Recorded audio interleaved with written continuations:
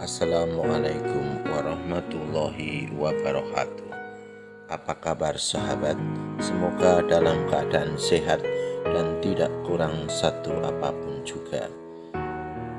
Berjumpa kembali dengan mata kuliah ergonomi penglihatan. Pada kesempatan ini kita akan belajar tentang computer vision syndrome.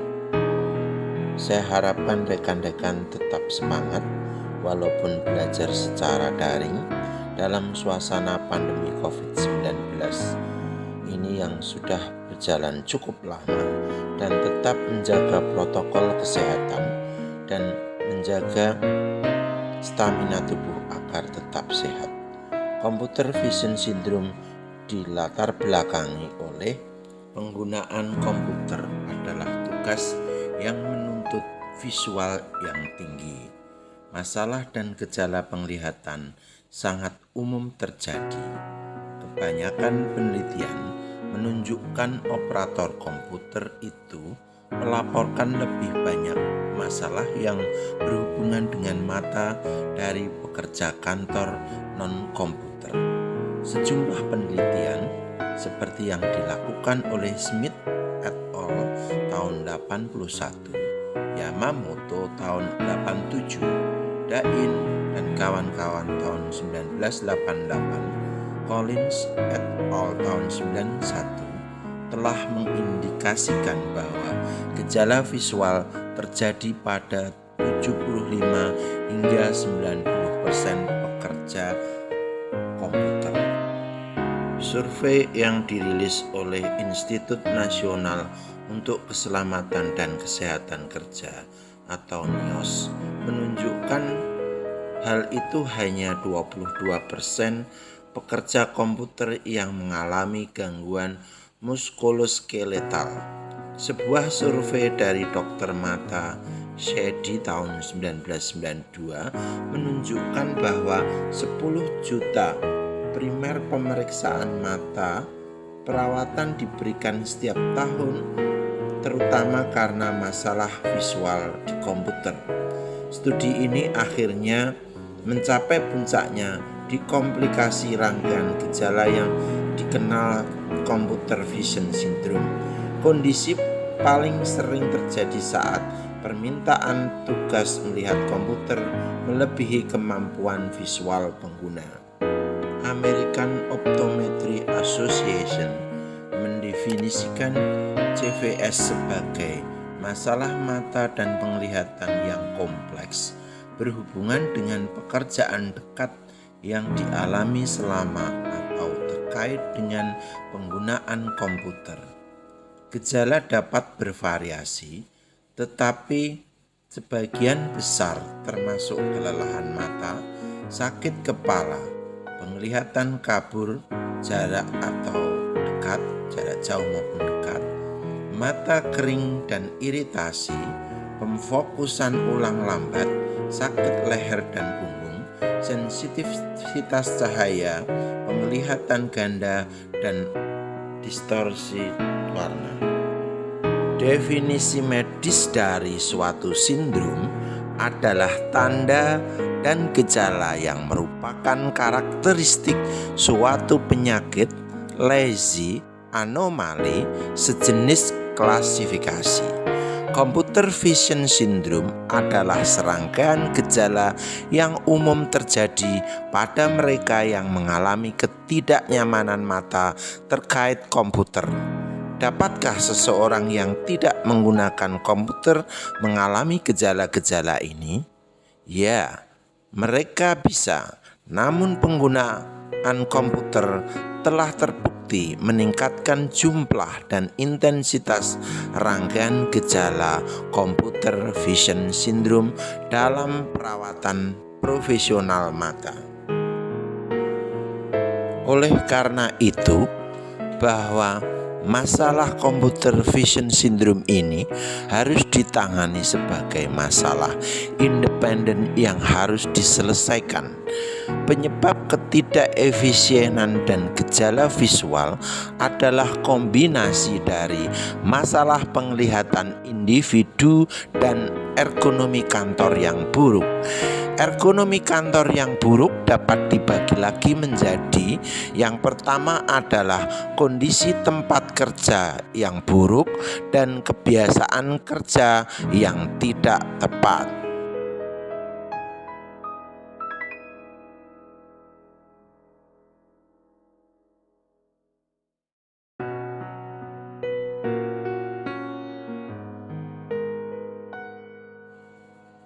Survei yang disebutkan di atas juga menyimpulkan bahwa ada 2/3 dari keluhan terkait dengan masalah penglihatan, sementara 1/3 lainnya itu karena faktor lingkungan.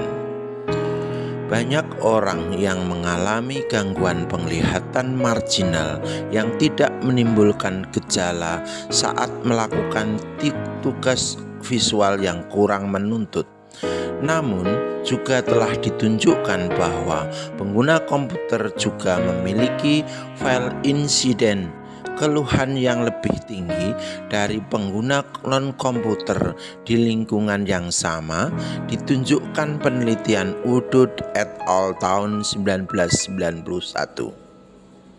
Mari kita tinjau gejala-gejala ini dan lihat apakah kita dapat menentukan bagaimana kemunculannya dan bagaimana mereka dapat ditangani baik secara visual maupun lingkungan.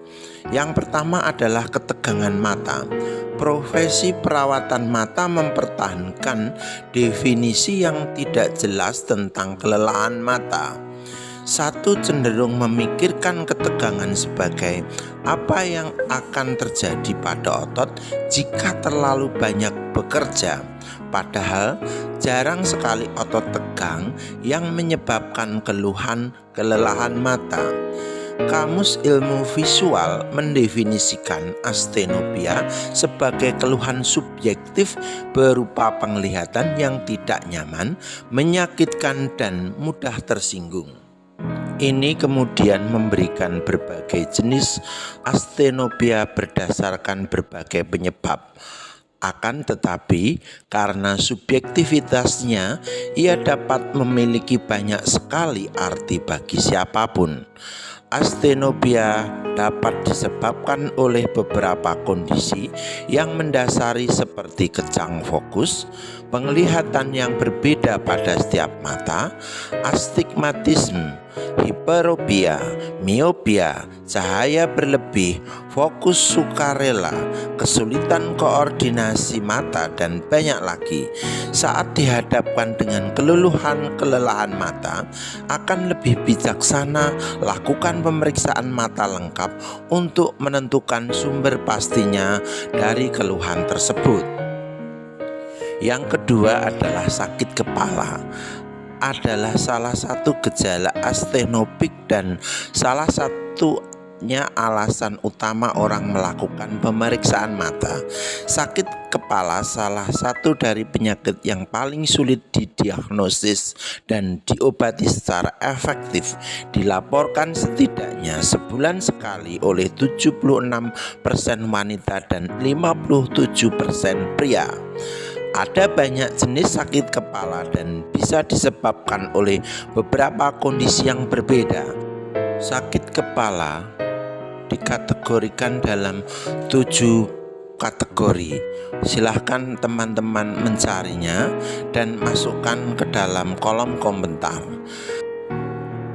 Untuk menyelidiki berbagai sakit kepala, kondisi, dan asal-usulnya tidak masuk dalam cakupan materi ini, namun itu akan membantu tujuan pengetahuan kita untuk membedakan antara sakit kepala asal visual dan non-visual dan apa yang mungkin terjadi sebagai sumber gejala. Sakit kepala visual paling sering terjadi di bagian depan atau samping kepala. Ada beberapa pengecualian untuk ini. Paling sering terjadi di tengah atau akhir hari, tidak muncul saat bangun, tidak menghasilkan aura visual lampu berkedip, sering terjadi dalam pola yang berbeda, atau tidak sama sekali di akhir pekan daripada selama 1 minggu dapat terjadi di satu sisi kepala lebih dari yang lain dan membawa gejala yang lain yang lebih umum. Oleh karena itu, sangatlah penting untuk memperoleh riwayat kasus yang menyeluruh untuk membedakan jenis sakit kepala yang terlibat, yaitu tentang pekerja harus ditanyai tentang waktu, tentang durasinya, dan mulainya sakit kepala, awal masuk kerjanya, lokasi nyeri, frekuensi, durasi, keparahan dan faktor pencetus seperti stres atau makanan tertentu atau obat-obatan, tanda dan gejala terkait seperti mual, muntah, sensitivitas cahaya dan sensitivitas kebisingan juga harus diperhatikan. Berkali-kali seorang pekerja akan mengeluh sakit kepala migrain. Namun migrain adalah jenis sakit kepala yang sangat spesifik dan bersifat organik. Penyebab bukan masalah visual. Tidak ada uji diagnostik klinis untuk memastikan keberadaannya sakit kepala migrain. Jadi tes laboratorium ekstensif akan sangat sesuai. Pekerja harus dirujuk untuk evaluasi neurologis setelah variabel lainnya telah diperhitungkan. Pekerja komputer kemungkinan besar mengalami sakit kepala tipe tegang. Ini bisa jadi dipicu oleh berbagai bentuk stres, termasuk kecemasan dan depresi, berbagai kondisi mata termasuk astigmatisme dan hiperopia, tidak benar kondisi tempat kerja termasuk silau, pencahayaan yang buruk dan pengaturan stasiun kerja yang tidak tepat.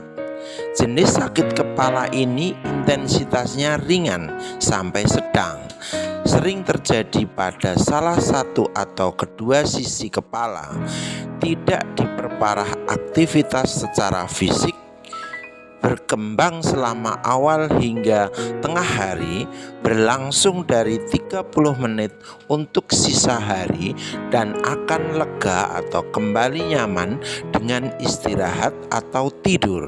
Sakit kepala kronis tegang agak berbeda dari ini tetapi memiliki gejala keseluruhan yang sama dan terjadi lebih sering. Kondisi visual dan lingkungan adalah tempat pertama yang harus dicari solusi untuk masalah sakit kepala. Jika semua faktor yang jelas telah dipertimbangkan, penata laksanaan medis teratur seringkali dimulai dengan pemeriksaan mata lengkap untuk menyingkirkan penyebab visual.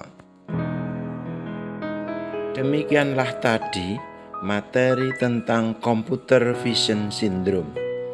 Saya harapkan rekan-rekan mengerjakan tugas dari apa yang saya sampaikan dan mencoba mencari dan membaca tentang computer vision syndrome dari sumber lain, terutama di bagian ini adalah tentang sakit kepala yang disebabkan oleh visual dan non-visual.